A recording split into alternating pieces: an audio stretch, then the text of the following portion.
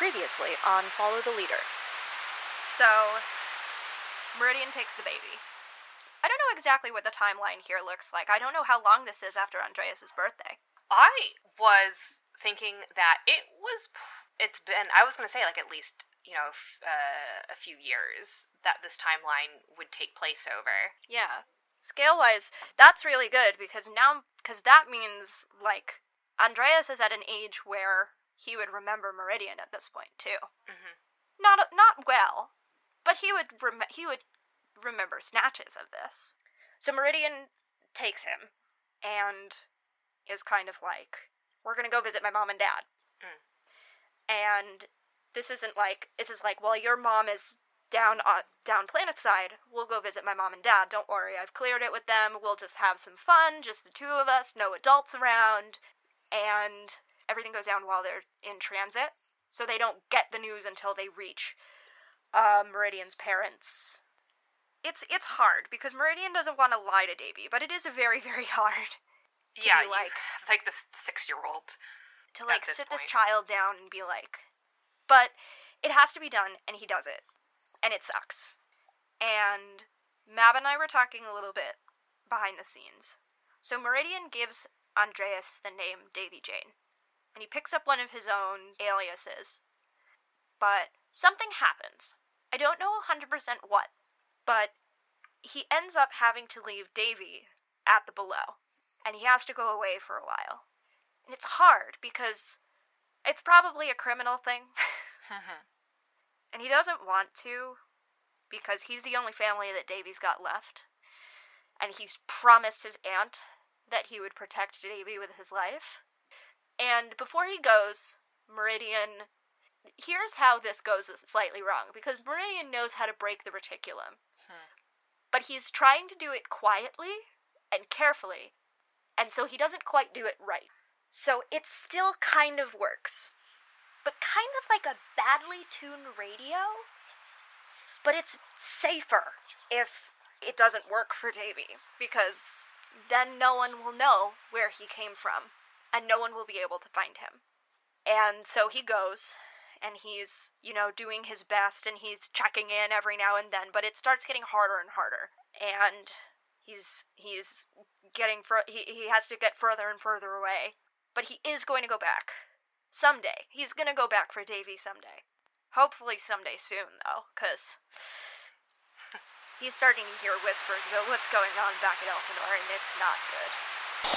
Mr. Jane, I am sorry for the misunderstanding. I don't believe you are the missing prince. Linwood, there's just this look of disgust on his face, and he lunges forward and is just like, he is the prince, he is! Alright, Linwood. Is the signet ring still outside of Davy's shirt? Yeah, he's just left it out. I think Linwood, goes in to snatch it.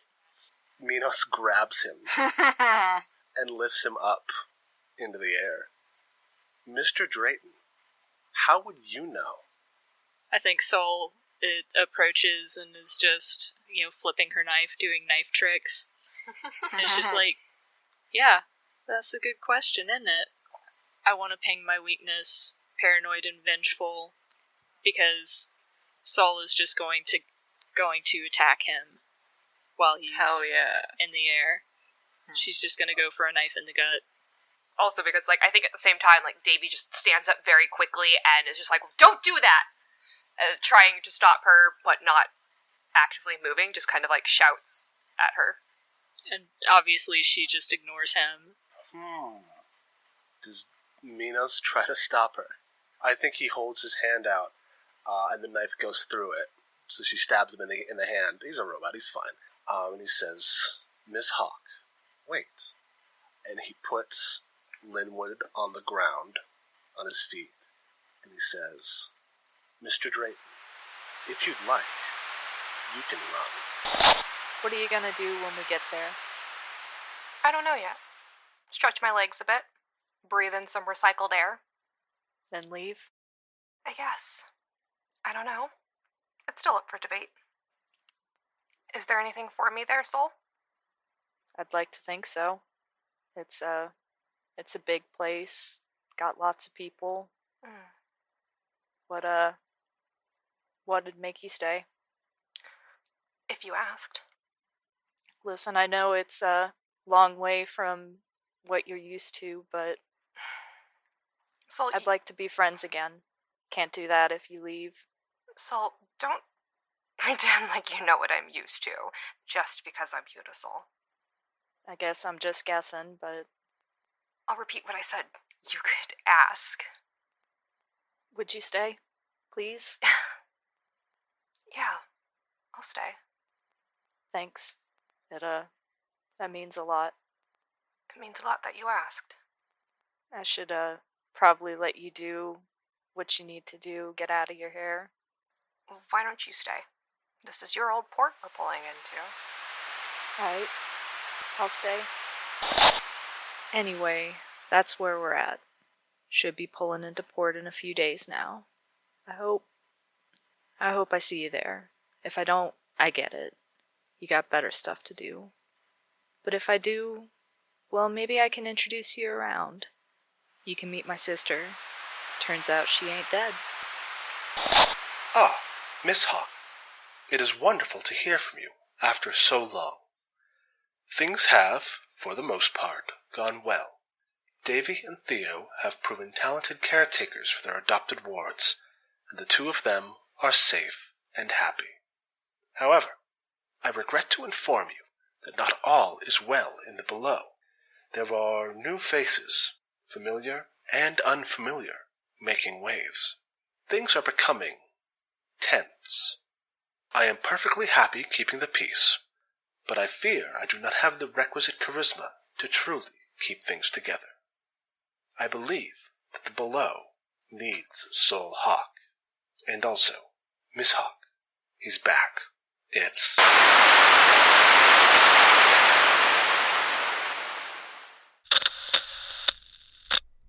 Hi, folks. Welcome to Follow the Leader, a podcast focused on telling character-driven stories through the use of GM-less tabletop games where we can all take the lead. You can find us on Twitter at FTLcast and at FTLcast.com. We also have a Patreon at patreon.com/FTLcast. Today we're playing The Constellations Outside This Porthole Look All Wrong by A.Fell, aka me. For those of you who are new to this game, which probably should be everyone, because by the time this episode comes out, the game will only have been out for about a month or so, scheduled pending. So if you haven't read this game yet, here are the basics. The Constellations Outside This Porthole Look All Wrong is a storytelling game set on a lonely space station, hanging in the vast loneliness of space and the people that live there. It's a game where the rooms feel too large and too small all at once, where you're sure you know everyone's name but there's still faces you've never seen before, and where, sometimes, it feels like the outer limits of the final frontier have been reached. It's a game where there's no way to tell for sure which way is up, where gravity is almost definitely a luxury, and deciding whether you'd like to disregard the laws of physics or not will save lives. I'm Mac. I wrote this game. By necessity, I'm probably going to be doing a little bit more leading than usual, so sorry about that. You can find me on Twitter at Citadel of Swords. You can find this game and the other games that I've written at citadelofswords.itch.io. And you can find some of the writing I've done, including some writing for this very podcast, at paradoxicalrenegade.com. And with me today we have... Hi, I'm August. I literally just waved at my microphone because I guess that's who I am as a person now. You can find me on the internet at Harpydora on Twitter. You can find my itch at harpydora.itch.io, and my pronouns are they, them. Hi, I'm Mab. You can find me on Twitter and Tumblr at Little Lady Mab. And by the time this episode drops, guess what? I'll have a Patreon. Hey, you can find that at Little Lady Mab on Patreon as well. It's going to start January 1st because I figured, why the fuck not? So that'll be exciting. Come there for a lot of original content to help me fund my audio drama plans. My pronouns are she, her. I'm Jade. You can find me on Twitter at JadeOxfordRose. I use they, them pronouns. You can find me on numerous podcasts. Best bet is to go to Stones_Standing, which is the Twitter for our podcasting guild we have with other folks over at The Room Where It Happened. There you can be kept up to date with all of our various podcasts, as well as our live streams, which we like to do for funsies. Sometimes for charity, sometimes for us. It's usually a good time. But Stones_Standing on Twitter is where you'll be able to keep tabs on all of it. Hello, my name is Zachary Frederickson. You can find me on Twitter at OffSkiddingGod. You can find the music I make at iambugbear.bandcamp.com. You can pay me to run your tabletop campaign. My pronouns are he, him. Hi, I'm Sam. You can find me on Twitter at SAKalo, and you can find my portfolio website at samkalo.art. I use he, him pronouns. That's all I have to say today. Look at us having so much to plug. I'm so proud of us. We've all grown as individuals. We're we're actually like artists and shit. Our lines, as always, are things we absolutely do not want to see, are homophobia and transphobia, racism, sexism, anti-Semitism, xenophobia, violence against children and animals, sexual assault, domestic violence or intimate partner violence, unwanted pregnancy, and plagues and pandemics. Our veils, which are things we're fine with addressing but will just fade to black on, are steamy situations, graphic descriptions of bodily harm, and terminal illness. Constellations, which is how I refer to it because this game title is so fucking long, also uses the safety emoji system, which was created by Caro Asurgeon and Abe Mendez for their game Reverie Cycle. So we have a go emoji, a wait emoji, a hold, a stop, a delete, and a check-in. So if we ever need to use it for some reason, we can also say those things out loud. Now that we've got all that, let's get started. Woo!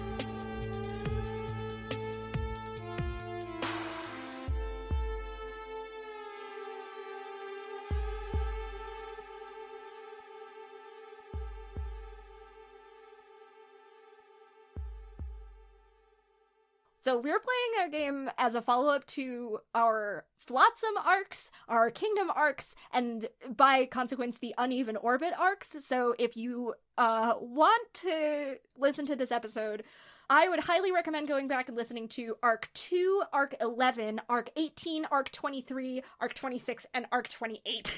This game is set on the Below, and we are bringing together... Oh, I forgot about Arc 36. So we are bringing together a lot of plot lines.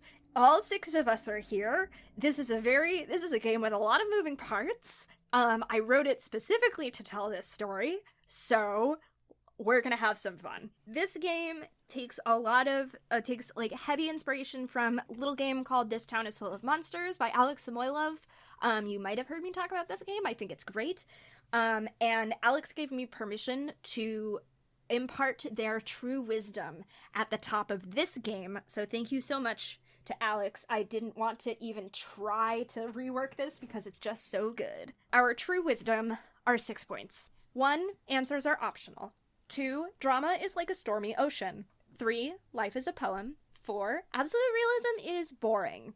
5, nothing is real. And 6, games are games.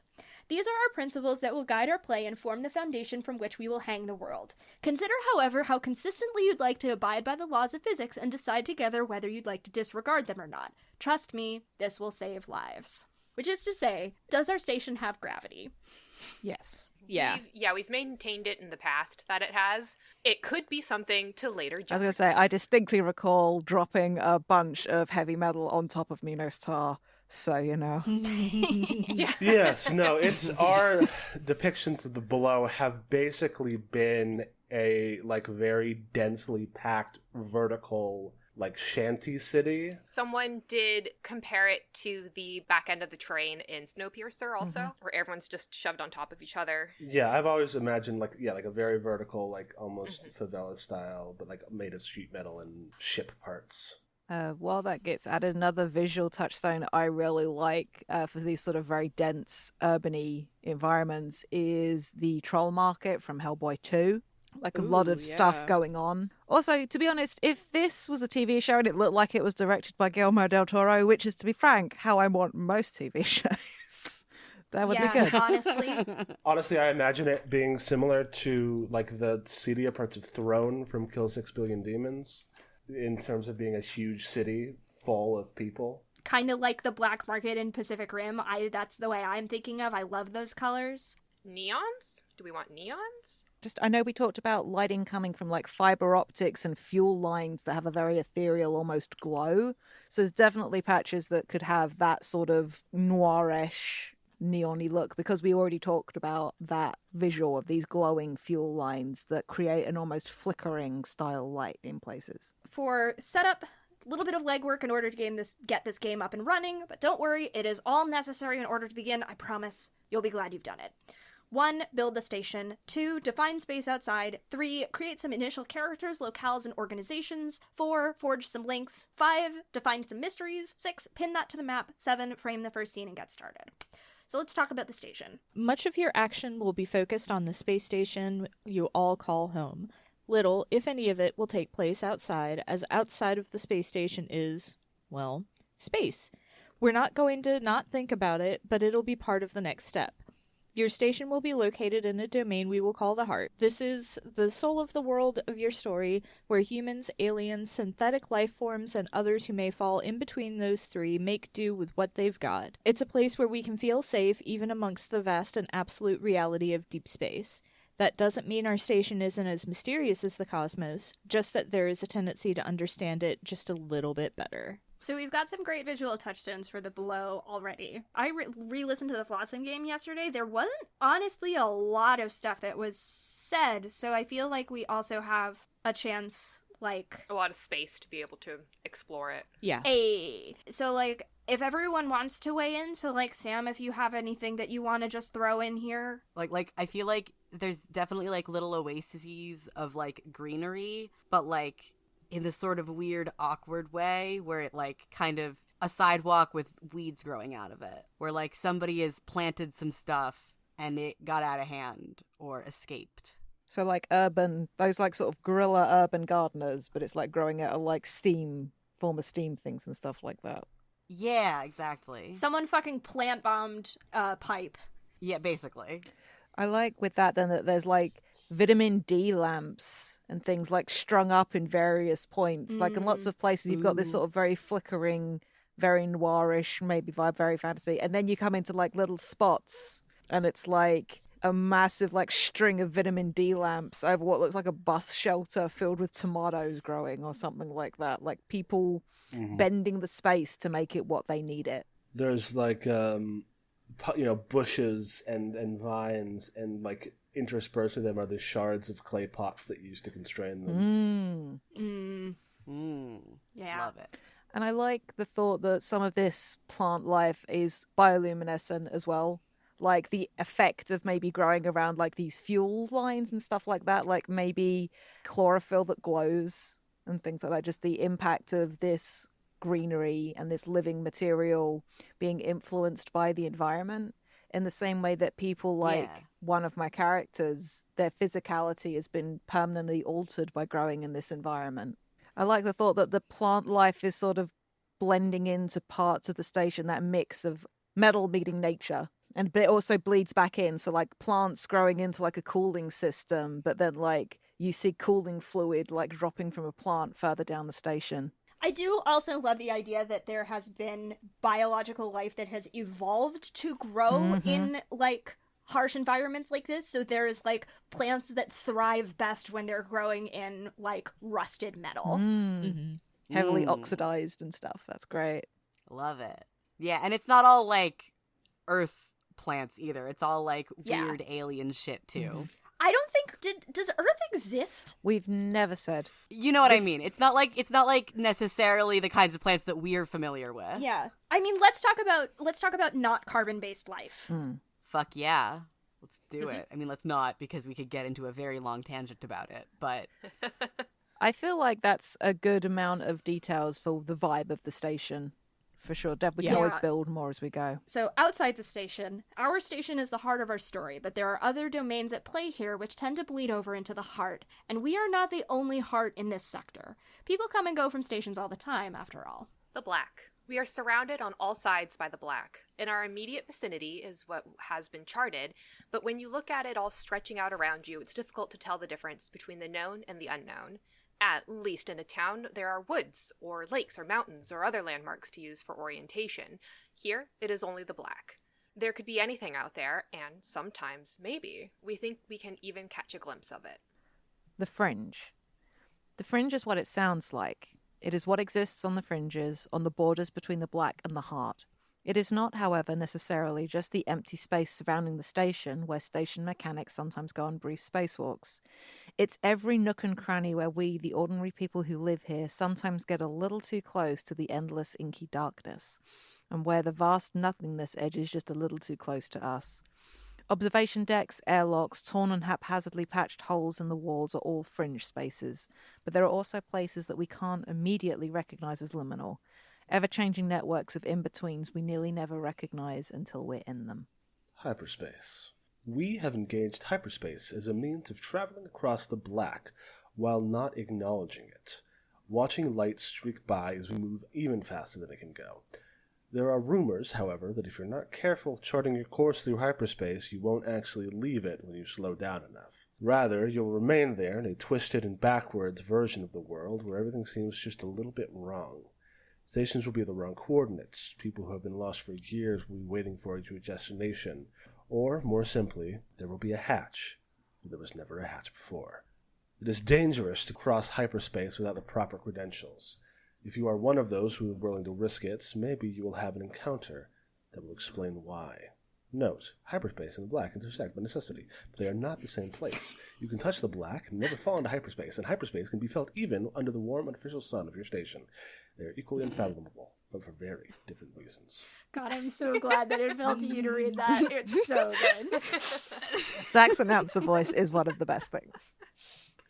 That went very far into, like, reading the legalese in a fucking... It was very hereafter. Doctor for what details. It was good. It's very good. All right, so if we've got anything that we want to think about for the black, for fringe spaces, for hyperspace.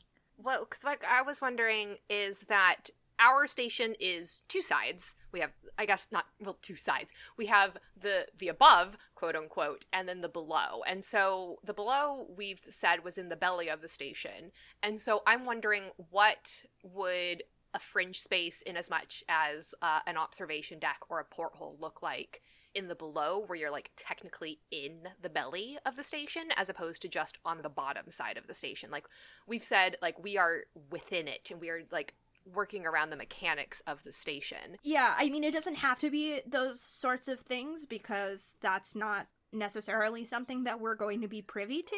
Right. No, yeah, because I think when we were playing Kingdom, Carrie's space was an observation deck that she went to hang out, and that's where, like, she and Soul would hang out sometimes.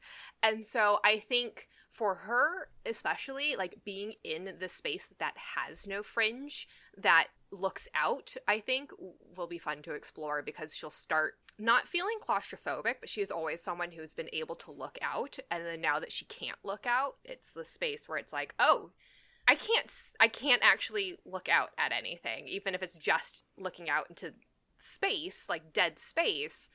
The idea, like, you've got this porthole that kind of looks out over an access hatch into a maintenance hallway, and then there's just wall on the other side, you know, and it's just like, it's not anything. But I do like that, where it's like, there is that buffer of space in between. So if there is a window on a wall, it looks out into just more mechanical stuff before it hits another wall. Because there's a lot of, like, space that can be like, did you see something in there? Is there something going on in there? I don't know. People aren't supposed to go in there, but ooh.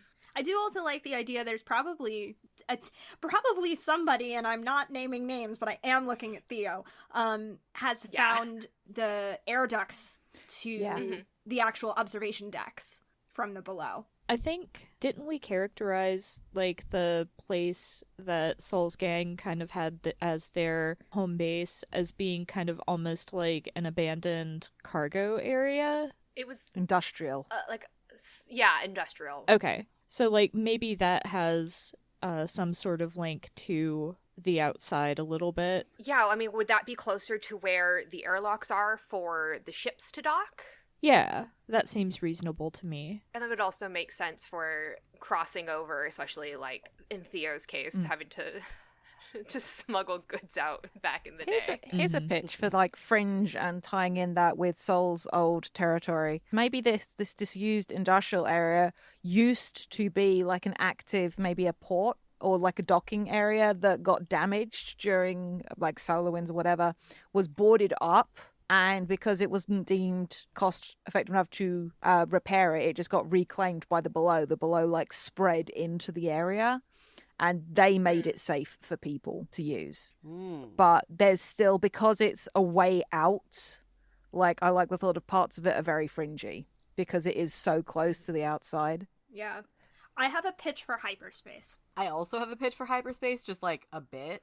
We talked a little bit about, I haven't had a character in this universe yet. But one of my characters was part of this like big kind of interstellar war against these gigantic space dragon things. And I think maybe really do be like that. live in hyperspace. Maybe hyperspace is like their territory. Maybe not in this place, but like their echoes sort of travel through it. I also kind of like those ghosts that Davy can hear. Yes. What if they're in hyperspace? Love it. Love it. They're in Star Wars Rebels. There's these giant space whales, basically, that could travel at light speed, and Ezra was able to hear them, like, crying and calling even before they came out of hyperspace. So I kind of like that idea where it's like it could also tie into the dragons too, where it's like, one, there will be space ghosts. Two, there will also be space dragons that you can hear like their cries to.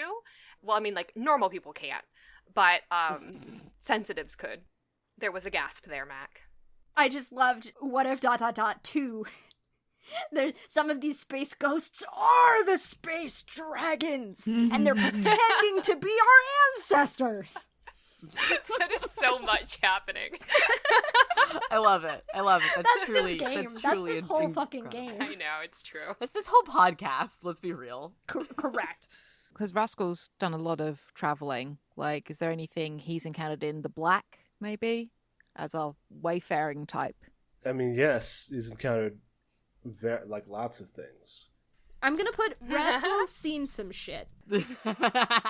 Rascal's seen some shit. That's a good, like, blanket for, like, we can come up with this later. I always there's always been there's a long-standing tradition of space as ocean. Oh, yeah. I mean, that's the Rascal style. Yeah, and I like the thought of that sort of terminology and that iconography, and the whole thing about maps leave spaces, and there's a thing about how they used to just put monsters on maps. Don't go here. Here be dragons. Don't go here because whatever reason. But stuff like that. And I like because of the amount of time he's spent traversing both hyperspace and the Black, and Miva and Parker as well. It's just sort of like that keen awareness and the way it's talked about. Like, because I think there are people that maybe have traveled through hyperspace who don't have a very romantical nature about it or don't see it in the same way.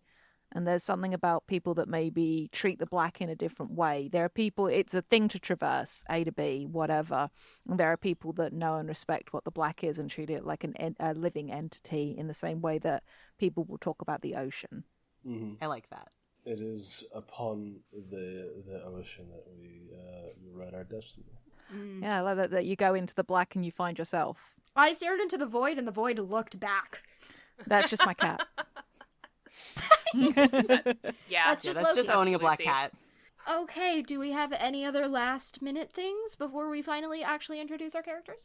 I think we're good. Let's meet some peeps. Characters. Everyone has 2 characters that are theirs. So, yes, there are going to be 12 people coming in and out of this story. You don't have to have 2 characters. But again, I wrote this game for this story, so we are the way that we are. They are not the only characters that populate your station, or at least they don't have to be, but they are the ones whose story you will primarily be following. You do not have to begin the game with both of these characters in mind, but we did. Any character coming into play usually has a name, pronouns, general skill set, some sort of defining feature, whether physical feature, particular wardrobe style, or personality trait, a drive, and what we would call a tag, which is sort of a phrase you would use to introduce that character at a party. Something like sword lesbian, or, I don't know, angsty McMahon pain but a lady. Any more than that can be discovered or altered in play. So, I like to think of tags as tropes. I just didn't want to put the word trope into this game. All right. So I'm going to be playing, first off, Marisol Soul Hawk. Her pronouns are she, her. Her skill set is punch. I love her. Her defining feature is bleach blonde hair and a gruff attitude. Her drive is to hit others before they can hit, and then she has me crossed out and has instead substituted my family/friends. And Aww. her tag is angsty McMahon pain, but a lady. Yeah, the original, the one and only. OG. And then my other character is going to be Parker Young. His pronouns are he and they. Their skill set is part-time medic, part-time navigator. His defining feature is red and brown scales and leathery wings. His drive is keep my friends patched up as best I can, and their tag is big puppy energy, but make it draconic. My first character will be Kerrigan Kestrel, aka Carrie. Pronouns are she, her. Her skill set I have crossed out is money and attitude, and the real one is the skills and technical know-how to fix most ship systems. Defining feature is that she looks too clean and she has an imperious bearing. Her drive is to know and learn and to prove that she can, because she is just an avatar of the beholding. Her tags are head bitch in charge, better than you, and knows it. And my second character is Davy Jane, aka Andreas Oriole. Pronouns are he, him. His skill set is speaking words worth listening to. His defining feature is genuine care for those around him and a charming smile. His drive is to build a better life for those in the below. And his tags are Hamlet meets Anastasia but in space, and also lost than found than misplaced but on purpose. I am playing Max Valera, uses she, her pronouns. Her skill set is mechanical engineering and sarcasm. Defining feature, a gaze as sharp as her tongue, the custom leg brace. Her drive is to build something for herself with Meryl. Her tag is grease monkey, but make it lesbian. And that's her. Then I have Theo Delaney, whose pronouns are they, she, and them. Skill set is knows every inch of the below and getting into places where they shouldn't be, as well as mom powers. Defining feature is the patches of dark blue that model their skin and the ever-present hum of nervous energy. Their drive is to look after their family and see their community thrive. And I figured out Theo's tag, which is anxious pixie dream them. Love it. Love it, love it. I love them so much. Today I will be playing the role of Minos Tar, I pronounce he, him, skill sets of superhuman robotic durability and universal friendliness and helpliness. I love him so much. Defining feature is a gleaming, polished copper chassis, drive to ensure the happiness and prosperity of the Prince of Elsinore. Tag is robotic knight-errant with a core of earnest compassion. And my second character is Rascal the Mighty, King of the Pirates, Captain of the Tall Boy, Scourge, Arginasol, and Galactic Hegemony, wherever he may find them. His pronouns are he, him. His skill set is fighting, pirating, and leading pirates. Guess what, everyone? We're recording this on Talk Like a Pirate Day.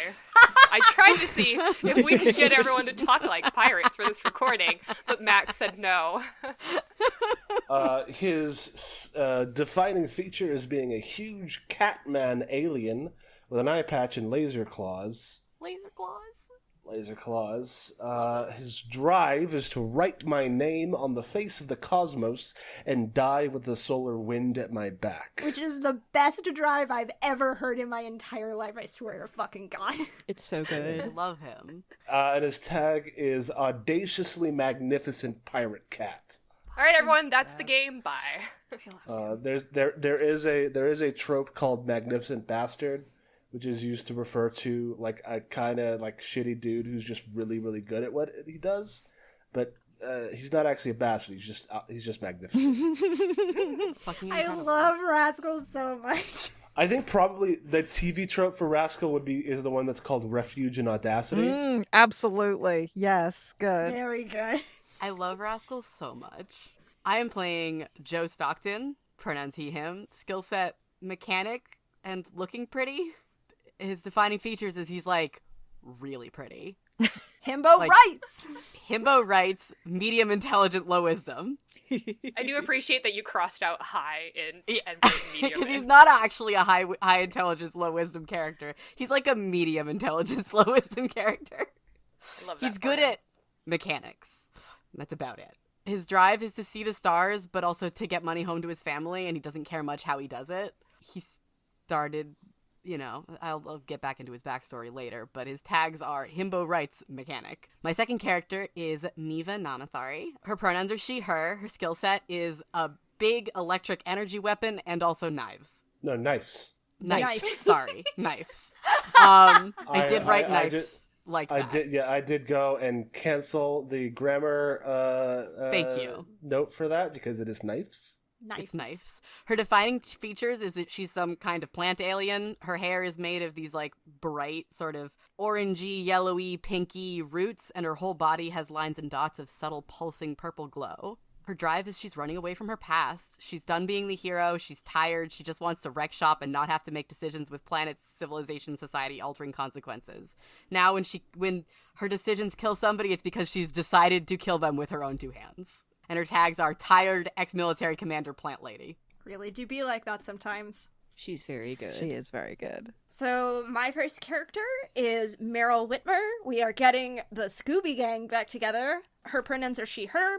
Her skill set is finding things. Her defining feature is loyal to a fault and impulsive to a fault. Her drive is to make a life for herself that is a little more permanent. Guess who also did not write a tag for Meryl?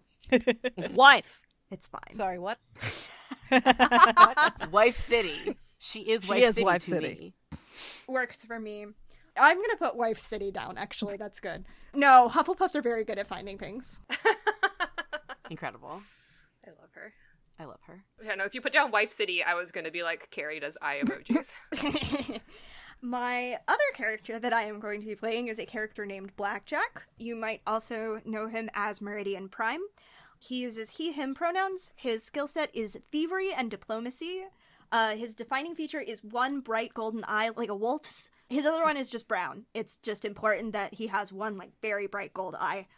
His drive is to keep every child he meets safe. And That's by adorable. extension, his tag is Papa Wolf. Cute. I love this. I love him so much.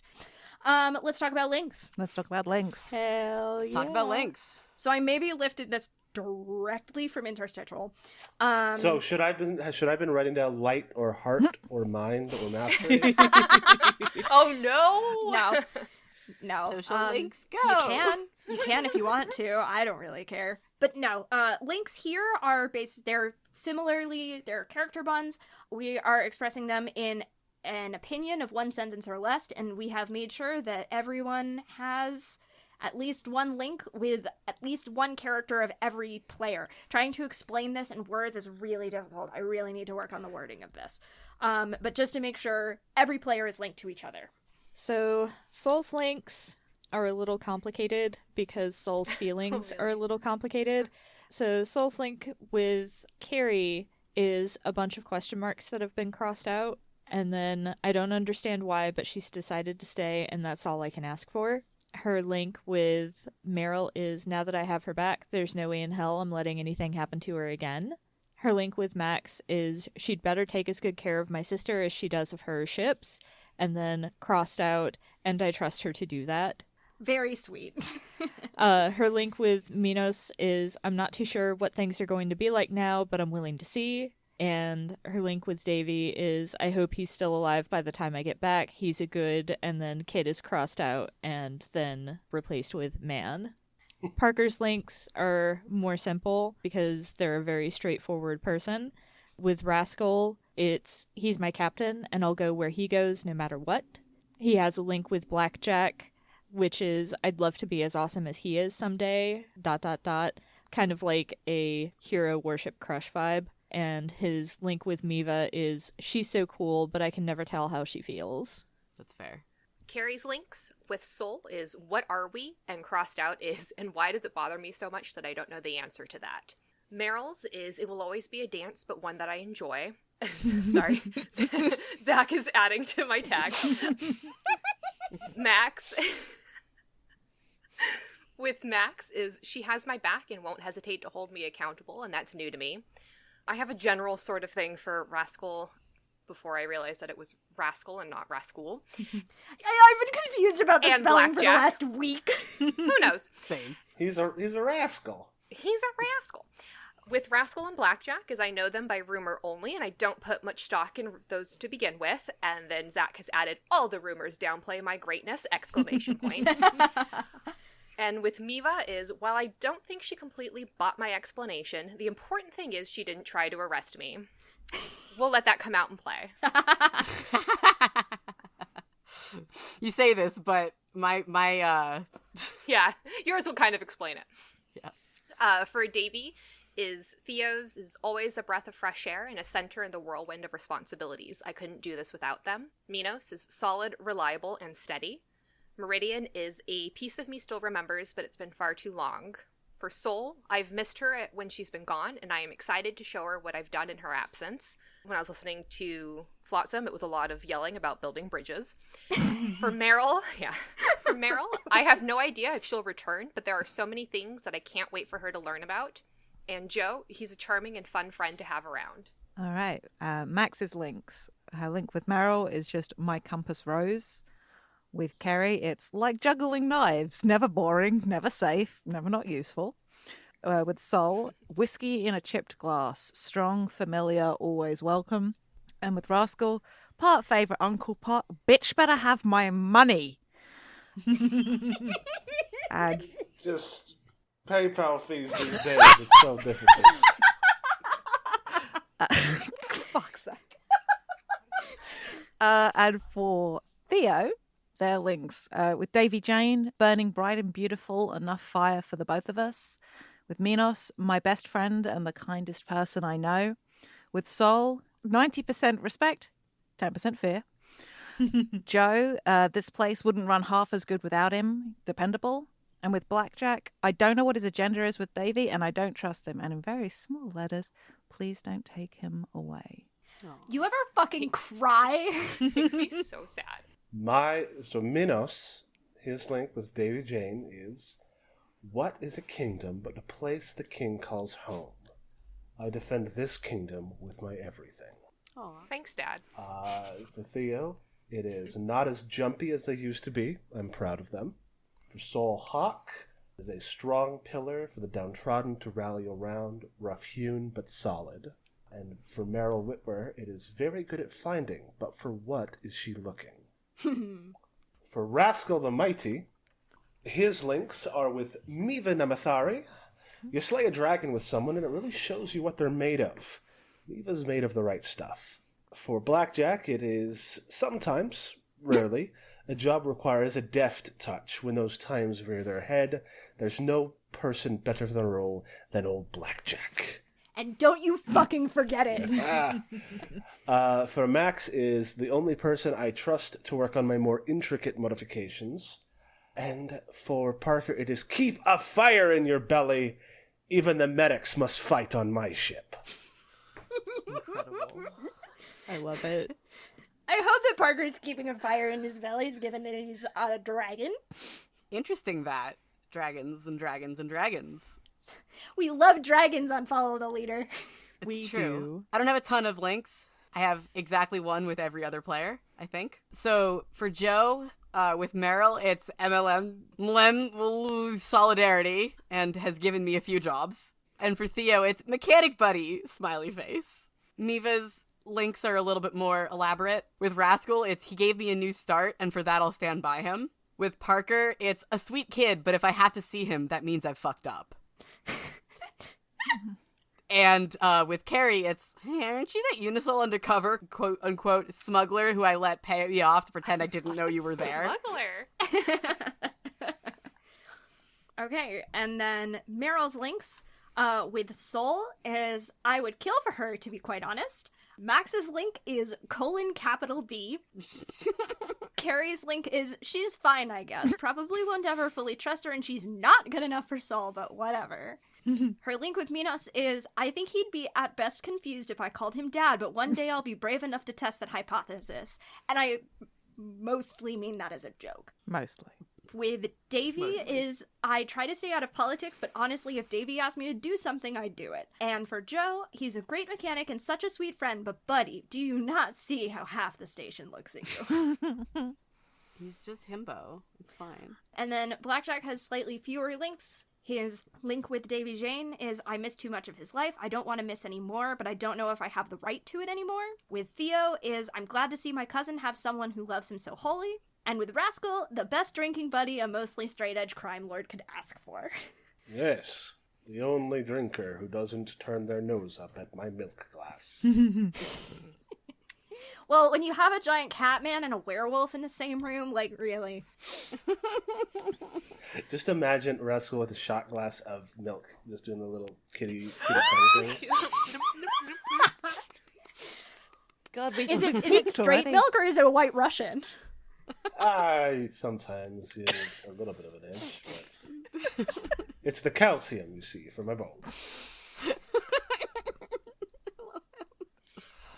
Organizations. Space stations are large enough by definition to handle crews and equipment and ships on top of all of their own internal mechanics. Makes sense then for there to be different organizations in place on board the ship, or those reaching from elsewhere in the black to make their mark on the world. Each player gets to name one organization that has influence, power, or an important mission, at least by their standards, somewhere in the world. Your characters might be tied to one or more of these organizations, whether they know it or not. Their link with any organization doesn't have to be membership. It can be a desire for revenge against them, a begrudging alliance, or a desire to stay off their radar as long as possible. Don't worry too much about these organizations having strong footholds on the station or even making sure you've got a lot of organizations to start with. A crowded station can be interesting for lots of power struggles that the characters may or may not get caught up in, but an empty station, abandoned apart from your characters, can be just as interesting. And yes, I think about Wolf 359 a lot when I think about this game. Mm-hmm. So one of our organizations is Organization 13. No, I'm kidding. I was like, this is a goof, right? Yeah. Yeah, that's why I crossed it out, and then Matt called me on it. I did it when they weren't looking, and then they knew. I laughed about it. Yeah. Well, there was only one other person in the dock at the time, so... The Wallabies is a bit, though, but I'm committing to it. The Red Adders renamed Valid. themselves. It's fine. Yeah. Mulligan took over, changed it to the Red Wallabies. We did a lot of world building off mic so that we could maybe do a little bit of play today. There are some of these that I don't recognize.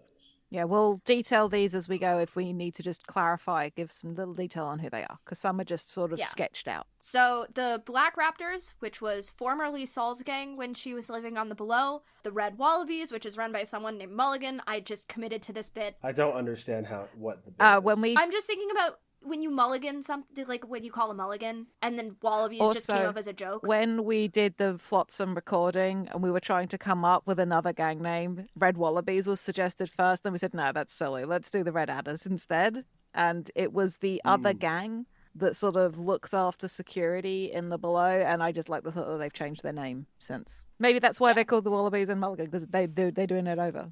Then there's Davy's group of Davy's flock. There's also Linwood's group of shitheads, which is somehow still on the station, even though Linwood's gone for now. Is he? I don't know what the Pact of Three is. What's the Pact of Three? The Pact of Three is the military organization that Miva is no longer a part of. Good shout. And then the Above Security Force, which is just rich people police. Mm-hmm. Got it. I'm going to put Unisol on here, even though we're not thinking about them, because they're still in look like? I mean, we're always thinking about them because Carrie's there. Yeah, but Does the crew of the Tall Boy count as an organization in and of their own right? I am a king. Then yes. That's not. It's not an overestimation of my sway, I guess you could say. Rascal is a king of the pirates. Yeah, is there like more pirate ships than just the Tall Boy? Oh yeah, he's got a fleet. Okay, cool. Yeah, or a flotilla. I'm gonna call it the Tall Boy Fleet. If you want to come up with a better name, Zach, please do. That's just a placeholder. We could check the faction names I came up with in Echo. Ooh, good shout. The only thing I'm wondering is, are Linwood's group of shitheads connected more directly to Elsinore, or do we need to include Elsinore also? I was figuring that it would have been the Elsinorean contingent on the Below. Okay. Or at least people that, maybe if they were born on the Below, they are now part of his group, and by extension, the group from Elsinore. I love the Elsinore contingent. I'll put that in there. Yeah, that's good. Let's jump to locales.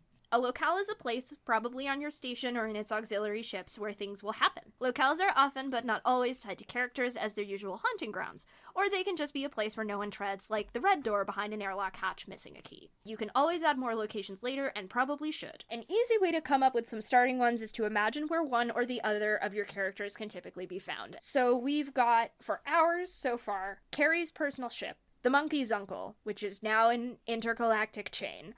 It's a franchise. It's a franchise, yeah. The Below has a roller rink now because I say so, which is exactly what I wrote down, and I'm just saying exactly what I wrote. Meridian's personal ship, Theo and Davy's place, the reclaimed meeting place of Davy's old followers / a community space, Maker's Space, which is a place where folks can go and use tools / equipment they don't have money or space for at home, Joe's shop, and the Tall Boy. Do we want to add the Black Raptors meeting space here also? Is that not the Monkey's Uncle? Not officially. The Monkey's Uncle was in on the their edge. Territory. Yeah. But yeah, we should actually add that. So I'll just add Black Raptors territory. Now that Soul's not the leader anymore, they don't hold official meetings in the Monkey's Uncle. So the last thing that we do, tangibly, are dreams and mysteries. Once you have the tangible of your station established, you establish the intangible. What dogs your steps is you try not to stare out the station portholes. Go around one more time and suggest either a dream or a mystery to explore. Dreams are usually some sort of portent of events to come or visions of a murky past, often expressed in strange imagery and pretty vague as to their actual subject. Mysteries are slightly more concrete, usually expressed as questions, but equally as head-scratching. So I had one that I pitched that I was just thinking about. The spirits were quiet for a while, but Davy had a terrifying dream recently, and it's gotta be connected. I like this one. Jade, did you write it? Mm-hmm. What is a legacy? For examples of ones that we came up with in This Town is Full of Monsters, we had such things as, hey, nobody's dying or getting old. What's up with that? And what are ghosts? Do we have any other ideas for mysteries at this point? Because we can always add more, right? Yeah. Sweet. I feel like we should have one about the above, just because I do kind of want the above to be a looming threat as well. Sure. Yeah, the above is interesting because it's there's a whole society that just does not interact with us, except to, the police. Hey, Zach, you want to read what you just typed into It's the so doc good. for us, please? I were the silver man with the starlight sword who recurs in Rascal's dreams. I wonder who that could be. That Could guy that be? Mm-hmm. with his knockoff lightsaber. I was going to say steady as it goes with a Control-I invert filter. Love that. I guess I also might have a personal ghost, but I'm not sure if I have a concrete enough idea of it to put it in Dreams Mysteries. I know, it's I feel like the girls should have one, but I also can't think of one aside from what are emotions? What are feelings? What is going on with Soul and Carrie? Jesus. We may never that is a know. head When will they scratcher. define the relationship? How about for a mystery with the above, maybe why does the above tolerate us? Oh, that's cool. Yeah, how have we survived this long down here in the Below? Yeah. How has the Below survived this long within I think this? especially with Davy's organization of them. Yeah. Yeah. Yeah. If we're in the belly of the ship and we're in the maintenance shafts, it's like if we're in the maintenance shafts and the above doesn't come down here, then who's flying the plane? And I mean that in all seriousness. Who's maintaining this station? How are we still afloat? Part of the way I like to think about it, and this doesn't have to be what we do here, is I like the notion that a small crew were expected to run the below. And I think people still do. And they weren't allowed up, so they started like bringing their children down there and having children. And then people got disillusioned with the above but didn't have the means to leave. So they headed down below, or they ran below. Let's talk about classism. So we've created a Bioshock game. Fuck. Yeah. I was actually going to ask if we'd ever actually seen anyone of the above, and what if it was just a pristine, self-run, like, tomb up there. I like the fact that you use the word tomb. It's a really good word there. Yeah. That's interesting. Like, rapture happened above us, and nobody knows. Well, how about that then? That's just like, because it's, I mean, obviously retconning is a thing. We're probably going to be doing that a few times, but maybe why have we stopped seeing people from the above? Because it used to be implied that it was like Palmer Davies was getting shaken down by the above security force. But it might be interesting if they have like a station there, but they aren't getting orders anymore. Or maybe people just have the uniforms of them and we don't know. Or they're getting orders, but they're not coming from people. They're coming from an AI. Yeah. Or something from hyperspace. But yeah, I like the thought that because we don't go above, we have our own, people have make their own ways often on the below without ever having to engage with the above. That, I love that. It could be Rapture up there. It could be everybody. It could be Pristine. It could be, we don't know. We don't know. That actually means that this, I mean, I guess we have like other cargo entrances that are meant to be in the below that we like. Oh, yeah, we have our own port. Yeah, we have our own port and stuff. Because like that would be more of the what was it called? Fringe? The Fringe. Yeah, I think definitely, like, especially they would have kept explicitly cargo down to the below, because that's something that, you know, you don't want to see like the ugly cargo ships coming in. Like passenger ships, dignitary ships, and so on would have come into the above, but cargo and low-level traders and pirates, Scoundrels? for instance, scoundrels, that general class would have just been like, your landing clearance is in the below, you know? Yeah. It's interesting too, because like Miva used to run a space station of roughly this size. So in huge. her past. So she would have understandings of like, she would have questions about. Yeah, and Carrie would definitely Max too from the Bastion, like, so that's good. I mean, this place is clearly bigger than that, so, which is great and good. All right, is that everything we need to establish? Zach, I love that. That's I love so that. good. I love that. I love Please say that. that out That's loud. that's a real Silence in the Library Forest of the Dead situation. The thing I said was, imagine if there's the security force of the above still patrols, they all wear full body armor so nobody can tell they're empty or dead. Nice. Extremely good. Don't dead open inside. Yes. Let's strings and recap. When I said before we pin all this to the map, we have a Google Doc where we're keeping all of this organized. You could also use like an online whiteboard, or if you're playing in person, have an actual corkboard with string that you use, like a conspiracy board. So when I talk about strings, I'm talking about it's the links between things, the connections that people have to each other, to locales, to organizations, to the station itself. There might be a time where you feel as though there's a potentiality for something, but you can't quite put your finger on what it is yet, and it's not accounted for by anything we've established. So what we'll do is we just tie a string to it and get back to it later. And it's like loose threads hanging in the wind. Eventually, you can tie them up. You don't have to. There's going to be some things that are just going to be left hanging for a while. Like, who knows if we're ever going to answer the question about what are ghosts? I would love to, but if we don't, and then you can link strings directly to players. Like, if you have a scene with somebody where at the end of it, you're like, I think that that's saying something new about where we are or what we're doing or who you are, but I don't know what that is yet, you can take that string for yourself and then you can turn it into a tag or an answer to a question at some point later on down the line. If you are familiar with This Town is Full of Monsters, it's like the marker system, but more thematically appropriate for a conspiracy board. So, it's been a while since we've seen the folks in Flotsam, and even longer since we've seen the folks from the Icarus game.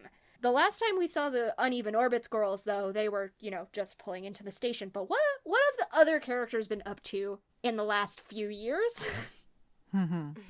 Well, for Davy, progress has been made in the intervening years. He has a place that he can call home now with Theo, children underfoot to boot, and a presence among the citizens of the below. And just to add, maybe not adding a whole lot to that, but Theo finally did something about their feelings for Davy and had like an emotional conversation or realization. Sol, Kerry, it can be done. I promise you. Listen, Sol and Gary are completely different than Theo and Davy. Yeah. But again, what they actually know how this to building of community that's been going on. They have 5 children that they've adopted, various ages, but they've built a life and a home. And it's been, did we say about 8 years since 10 years since Flotsam? Well, 7 to 8 years. Because I think I had put Davy and Flotsam at around, oldest at 20, around 22. Mm-hmm. And then he's 30 now. Okay.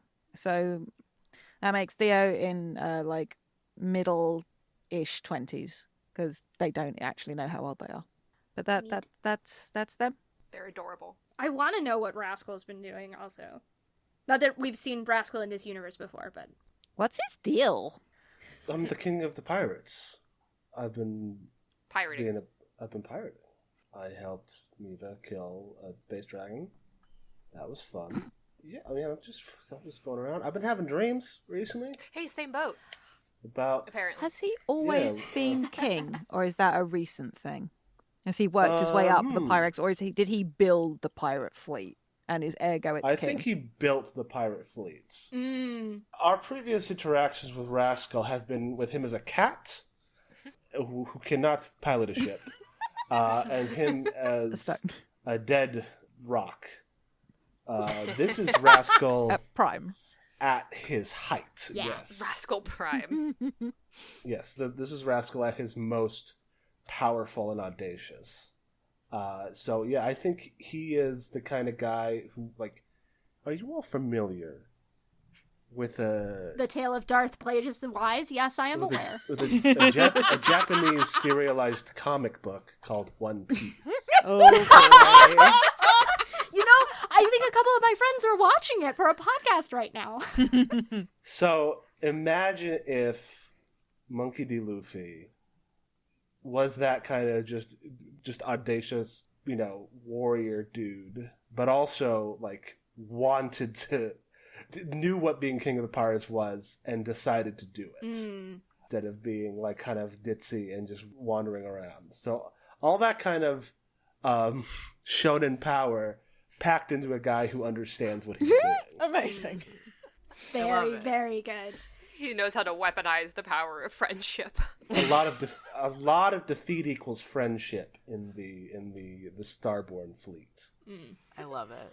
I have another question, which I know we talked about at one point in text chat, but laying it all out on the table. What brings Rascal to the below?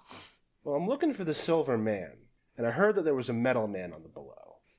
So I'm going to need to go and find that guy and check and see if he's the Silver Man for me. Yes. Oh, are we just going to have a scene with Zach talking to himself? Because that's exactly what I want. We should all just have scenes of ourselves talking to ourselves. Oh my god. We'll see how it goes. Just kidding. I don't want to edit that. Once Rascal does arrive, he might have some thoughts about the way that things are being run. I'm sure.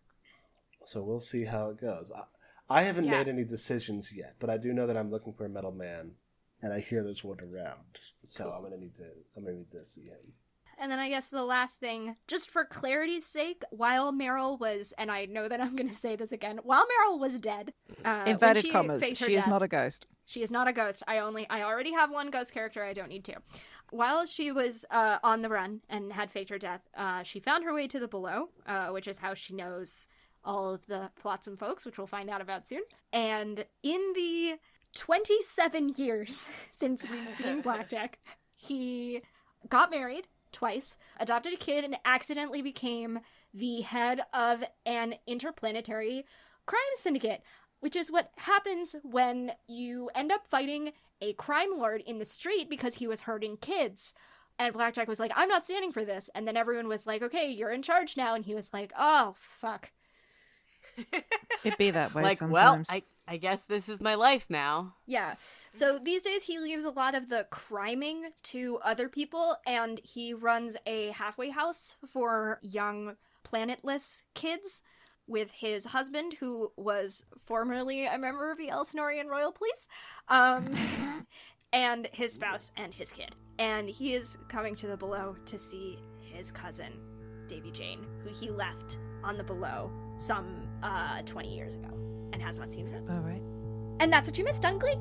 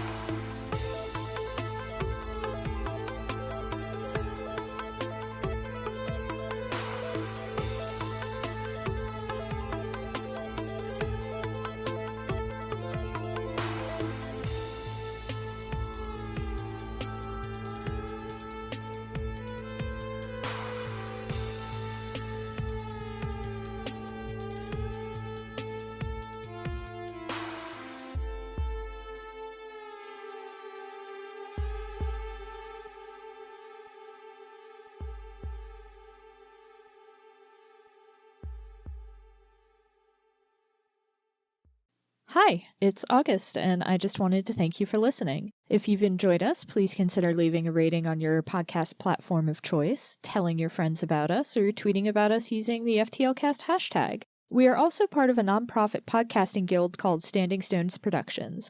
We do a variety of shows, including The Room Where It Happened and Dumb Kids Playing Hero, 2 actual play shows, and a Steven Universe discussion podcast called Gay Space Rocks. We also do live streams at twitch.tv/StandingStonesProd. You can keep up with everything that we do on Twitter at Stones_standing. Unfortunately, Standing Stones was already taken. Your support means a lot. Thanks again!